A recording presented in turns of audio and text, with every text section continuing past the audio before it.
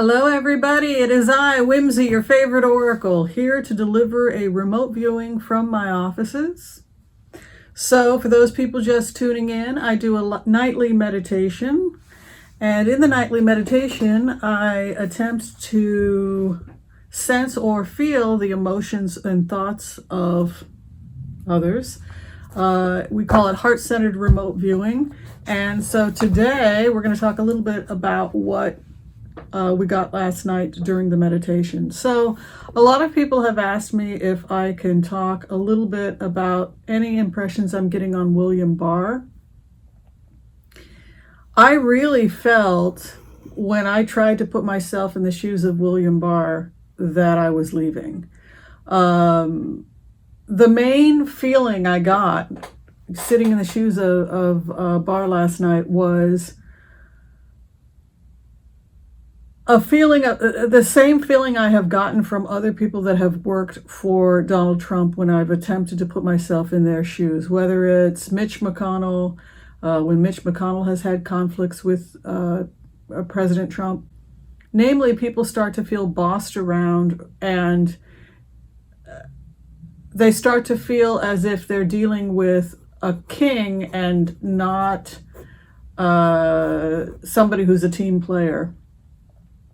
People have accused Trump of being like a Caligula character, but I would argue, based on what I've been feeling in my meditations, that he's really more like Mad King George. And Mad King George is the king, he was the king of Britain during the American Revolution, and he was, by all accounts, suffered from mental illness. There's been different debates about what his medical condition was. Did he have porphyria, etc.? But there's now growing evidence that he may have actually just had syphilis. Like a lot of people back then, he was a bit naughty, and they didn't have antibiotics back then. So, but the point being this, is that Mad King George was crazy, and the people of Britain, the people of the colonies were attempting to do business with somebody whose mental health they questioned. And what's interesting about that is that we find ourselves in many ways in the same exact situation we found ourselves during the American Revolution with Mad King George. And in that sense, I think it's kind of interesting to look at what was written, how the colonists dealt with having a king who was insane, and now finding ourselves in the exact same situation as if the founding fathers have sort of come back to life, and Mad King George has come back to life. This is not to say that Donald Trump is the reincarnation of Mad King George, but rather that human beings will often play out the same stories over and over and over again. And there are certain lessons that come from those stories. And here I think the lesson now is the same lesson that we had the first time we fought a revolution, which is, what is the average person going to put up with before they remove the king or diminish the king's power because the king is too mentally ill to govern. So you have the loyalist, right? You had the loyalist. You had 1/3 of the people of the colonies were loyal to King George, despite how crazy he was. You had 1/3 that were fighting the revolution against him, and 1/3 were undecided. They didn't know if they wanted to be part of the colonies or not. So the choices we make today are very much similar to the choices that were made then, and we're going to see a lot of people coming forward that are taking on a lot of the same arguments. Like Bernie Sanders is a true revolutionary.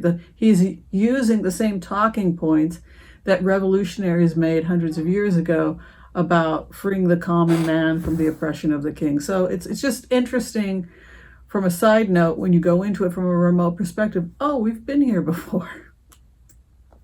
But when you go into Barr, Barr is like a loyalist. He's the guy who believes the king can do no wrong. If the king orders it, then it is not illegal. Give the king whatever he wants for his own internal belief systems. In Barr's case, I think he believes that Trump is somehow some kind of messianic messenger or something. I don't know. But it looks like Barr is leaving. What's interesting, and lawyers can explain this to me, because I'll tell you how it looks to me as someone who is not a lawyer, and then they can explain to me how correct I am. But this is what the remote view looks like. It looks like people in the Justice Department were filing reports. There were whistleblowers inside the Justice Department that were questioning how Barr was handling certain cases. This looked like there was some kind of auditing process that takes place by federal judges. So any lawyer who behaves in a way that they're not supposed to, that it gets reported, or corruption of federal cases, any kind of outside influence, etc., there appears to be some kind of auditing that can take place by federal judges. I wrote here, to determine if there was any undue outside influences. So this is what I'm hearing. If it is found that he influenced the cases, if he put his own spin on the scale of justice, he can be disbarred. And he is being asked to resign or to step down during the investigation. So there are actually people who are part of this investigation that have requested that Barr step down during the actual investigation. So it's not enough for him to leave the Justice Department. This investigation continues on after he leaves. He's headed towards a confessional energetically. If you follow where Barr's energy is headed, he is going to come to a point in his life where he is going to attempt to justify what he did, probably in about 2 or 3 years. But he's headed towards a confessional and most likely resigning. Whether or not he can keep his law license is questionable at this point. And on that note, the second person whose law license could be in jeopardy is Rudy Giuliani. So when I went into the remote on Rudy Giuliani, I was trying to figure out what he meant when he said that he had an insurance policy. And here's what Rudy Giuliani said.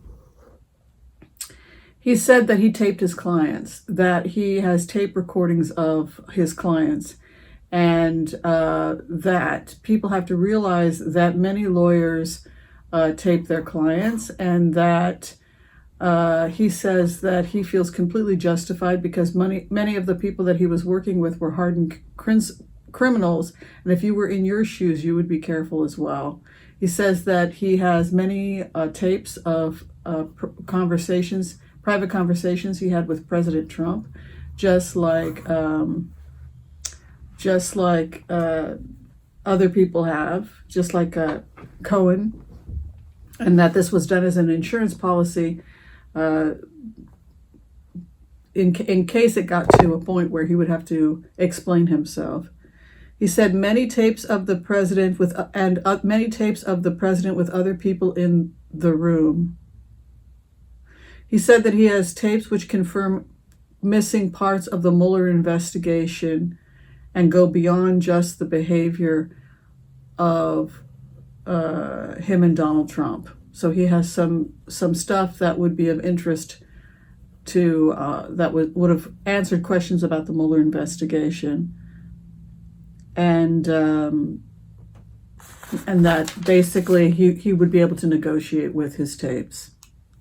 The last thing I did with my remote viewing last night was to continue to meditate on the Senate and this nagging sense of guilt or shame or remorse I'm feeling in the Senate as we attempt to grapple with giving this president a pass. It's interesting, when you go into the remote for Donald Trump, it really feels like a mark on his forehead, the impeachment. Every time I go into the remote, the impeachment was like the mark of Cain, and everybody can see the black spot on his forehead. In his mind, he's very self-conscious about it. It's caused a lot of the emotional upheaval. No matter how you rewrite it, he's been impeached. So the way that he has psychologically handled the fact that the entire world knows he's not perfect, which completely goes against his internal belief systems, is that anybody that reminds him that he was impeached, anybody that can point out that he is less than perfect, has to be removed. And so when he talks about cleaning up the Justice Department, cleaning up the feds, etc., he means removing anybody from his sight that in any way argues that he is not perfect. That's basically where Donald Trump is coming from. And it looks like a complete and total meltdown, even to the point of a need for hospitalization. And I can't imagine that they can keep this a secret much longer, because he's becoming increasingly worse from what I have seen here. Last thing I did a remote on was I watched the debates last night. I was undecided. I did want to hear how Mike Bloomberg debated, even though I was pretty sure I was not going to vote for him. Last night sealed the deal. It's interesting because people want my opinion, and my job as a remote viewer is not to give an opinion, but I started off leaning towards Elizabeth Warren. I felt that Elizabeth Warren was the right message at the right time. I feel like men mean well, there are good men in this world, but we need a woman in the White House. It's time. So I decided to go with Elizabeth Warren, which is what I picked last time. And she picked up some more endorsements today that kind of just confirmed for me that that was the person I was going to be voting for. I like Bernie Sanders as well. So if Bernie Sanders gets it, I think it would be great if he could pick Warren as his VP, but we'll see. All right, so that was my decision. We'll just see how it plays out. Thanks for watching, everybody. If you're still trying to get in for a tarot reading, you can go to tarotwithwhimsy.com, and I would love to work with you. Thanks for watching, everyone. We'll see you next time. Peace out.